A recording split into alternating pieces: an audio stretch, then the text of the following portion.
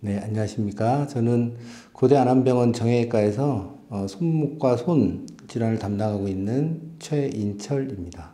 아이스하키는 어쨌든 이 가장 대표적인 스피디한 종목이고요. 또 생각보다 그렇게 스피디하지만 보호 장구를 잘 착용하면 부상이 많지 않은, 그래서 오히려 더 적극적으로 운동할 수 있는 종목이죠. 그래서 스피디하면서도 또 자기를 보호하는 장비를 하고 할 때는 큰 부상이 없는 장점을 가지고 있는 운동입니다. 보통 팀닥터라는 이제 개념이 저희가 보통 우리가 원정팀을 쫓아가는 영어로는 트래블링 닥터라고 부르는 개념이거든요. 그러니까 외국의 대회에 참가할 때 그 선수단과 같이 가는 팀닥터가 저희가 하고 있는 일이고요.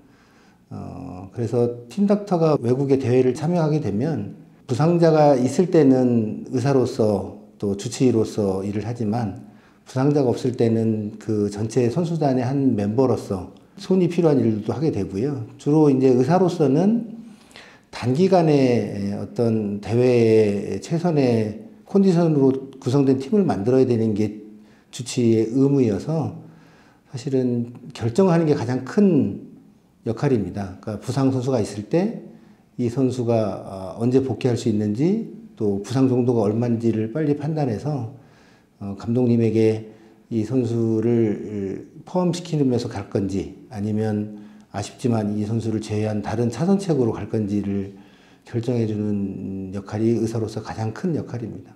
선수들은 본인들의 부상에 대해서 가능한 게임을 계속 뛰고 싶은 욕심이 있기 때문에 그런 것들을 이렇게 비록 주치의한테도 다 이렇게 보여주지 않지만 의사는 전문가이기 때문에 그런 것들을 정확히 밝혀내는 그렇게 하는 게 가장 중요한 역할이죠. 이제 환자들이 어느 정도 그거에 대한 리스펙을 하기 때문에 의사가 근거를 가지고 너는 이래서 이런 부상으로는 게임을 더 뛸 수 없다거나 혹은 괜찮다거나 그런 걸 했을 때 선수들이 이 전문가의 의견을 받아들이기 때문에 그게 우리의 가장 큰 의무이자 책임이죠.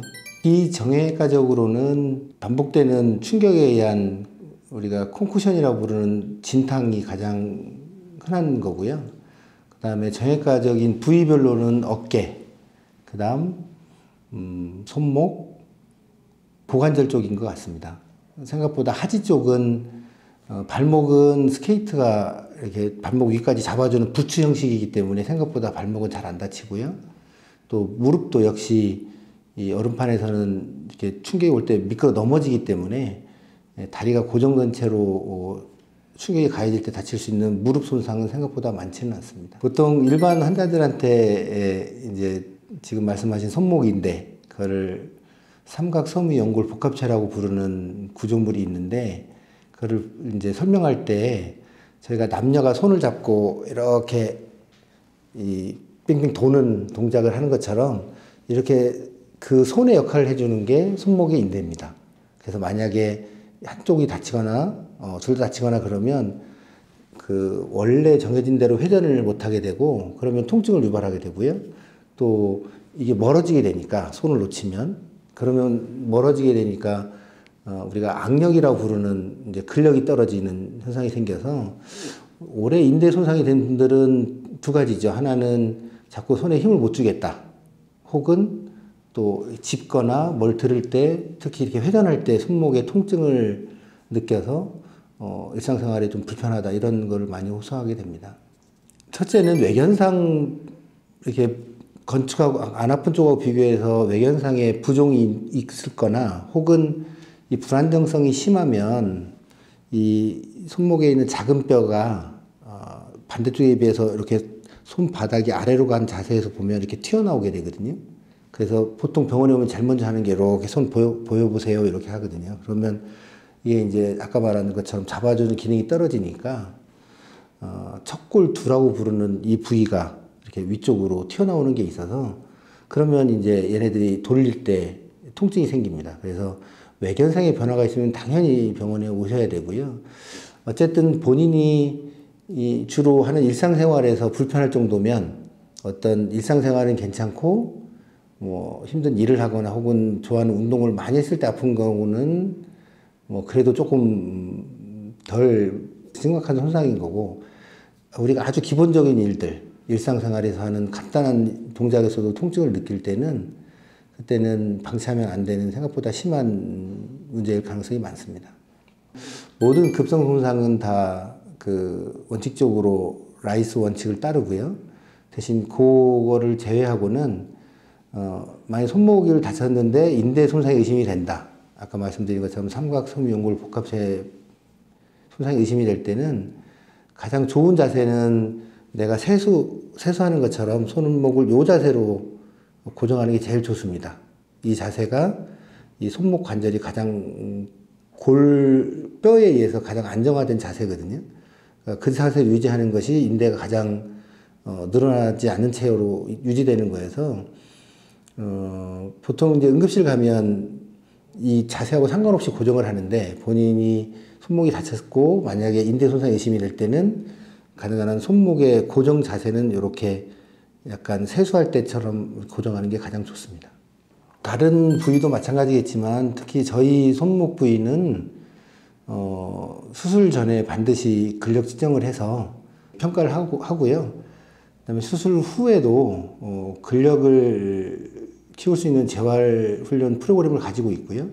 그다음에 이제 다시 일상생활 혹은 운동으로 복귀할 때는 근력을 다시 확인해서 이 사람이 똑같은 충격, 똑같은 외상에 의해서 다시 다치지 않을 수 있는, 즉 그 인대 손상이 재발되지 않도록 근력을 키울 수 있도록 하는 프로그램을 가지고 있기 때문에 아무래도 수술에만 집중하는 경우보다는 훨씬 이 수술 후의 경과가 양호한 것 같습니다. 운전은 처음 배울 때 사고가 나고 그 다음에 또 많이 익숙해져서 사고가 난다고 하잖아요. 그러니까 내가 조심조심하면 오히려 사고가 안 나는 게 운전인 것처럼 아이스하키도 정해진 규정대로 보호 장구를 착용하고 지도자의 지시대로만 하면 저는 거의 부상이 없는 운동인 것 같고요.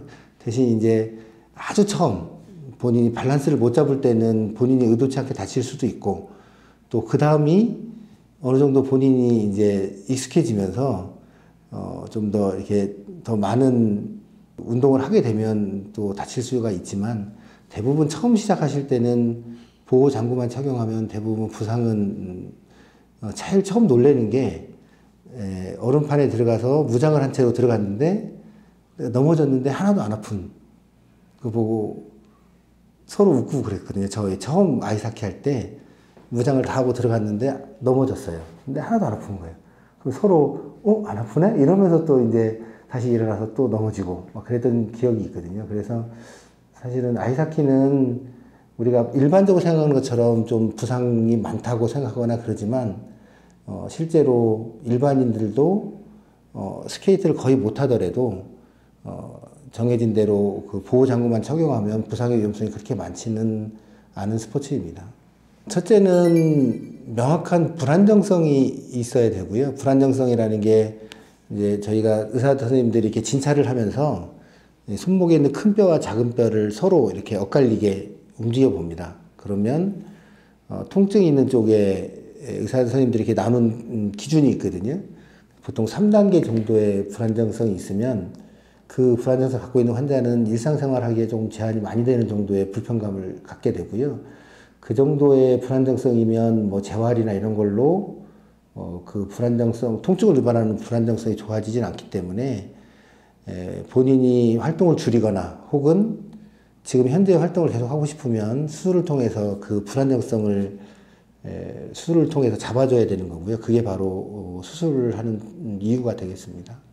말씀드린 것처럼 손이라는 거는 손을 사용해서 어떤 기능을 하는데 목적이 있기 때문에 그 인대가 안 흔들린다고 내가 손을 쓰는데 지장이 없는 건 아니거든요. 결국은 근력 재활을 통한 근력 회복이 이제 더 이상 흔들리지 않는 관절을 이용해서 자기가 원하는 액티비티를 할 수 있어야 되기 때문에 환자분들에게 항상 당부하는 거는 그 이렇게 체계적인 재활을 그러니까 수술이 한 50%라고 생각하고요. 재활이 또 50%라고 생각을 해서 내가 수술을 선택할 때는 재활에 대한 전체적인 이 계획을 같이 세우고 하는 게 제일 좋고요. 그것이 보통 체계적으로 갖춰져 있는 게 이제 스포츠 센터가 있는 병원들은 대부분 그렇게 체계적으로 재활을 할 수 있게 돼 있기 때문에 그런 이제 수술을 하는 병원을 선택할 때는 그런 재활 프로그램이 어떤지를 한번 같이 고려하는 게 아주 중요한 선택 중에 하나이라고 생각됩니다. 간단한 도구들을 이용해서 그 전완부를 이렇게 트위스팅하면서 결국 손목에 전완부를 회전하고 그러니까 회내전 하는 운동들을 발을 이용해서 하는 게 주로 저희가 시행하고 있는 재활 프로그램이고요. 이제 재활 프로그램은 이제 어쨌든 전문 운동 치료사들이 체계적으로 환자의 상태나 또 수술 후의 기간 같은 걸 고려해서 하는 거기 때문에 보통 이렇게 말로 설명하기보다는 직접 해당 환자분들이 스포츠센터를 방문해서 교육을 받고요. 또 하나는 재활이라고 해서 항상 병원에 와서 하는 게 아니라 보통 저희는 1회 교육을 하고 그 다음에 외래에서 또 한 달 뒤에 다시 간단한 근력 측정을 하지 매일 대학병원에 있는 스포츠센터에 내원해서 재활을 받는 것이 아니기 때문에 그런 오해는 안 하시면 좋을 것 같습니다. 환자분들이 질문을 많이 하는 질문이죠. 제가 수술하면 운동을 할 수 있을까요? 그러면 제가 뭐라고 대답을 하냐면 운동선수들이 하는 수술입니다. 실제로는 수술을 하고 나면 이게 급성기에 다치셔서 수술하는 경우보다는 만성으로 경과가 된 상태에서 수술하기 때문에 수술 전보다는 훨씬 더 손의 기능이 좋아지고요. 오히려 다치기 전보다 더 좋아졌다는 분들도 가끔 있습니다. 뭐 골프를 치는 분들은 오히려 거리가 더 늘었다는 분들도 있고, 그 다음에 말씀드린 것처럼 저희가 이제 운동선수들을 많이 수술하기 때문에 운동선수들이 운동으로 복귀한 후에 특별히 불편감이 있어서 다시 내원해서 걱정을 같이 하거나 그런 적은 없었던 것 같습니다.